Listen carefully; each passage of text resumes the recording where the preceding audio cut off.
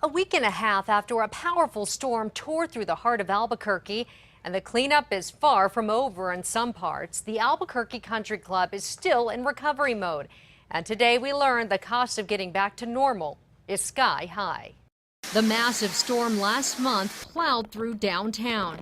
You've seen the damage at the zoo, but just down the street, 80 to 90-year-old cottonwoods weighing tons were being ripped out of the ground at the Albuquerque Country Club. So can you imagine the thunder that made when that tree hit the ground and the damage that it did underneath it? Country Club employees have been dealing with the aftermath ever since. And they have a theory. We know that this was the epicenter because some of the trees were blown north, south, east, west, upside down, and so we know the inversion happened right here. Golfers can't play the course, so they practice as crews clean up behind them. It's a task that takes time. Cleanup crews have to take down the damaged trees in sections, chop by chop. We know that we lost between 20, 30, possibly 35 large trees, older trees.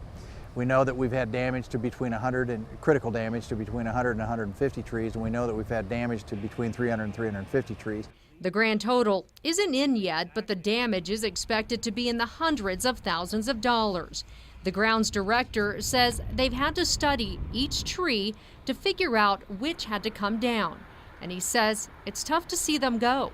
You can't do this, you can't be out in nature, you can't play golf and not love these trees. So it's real important to us, and membership's very emotional about it.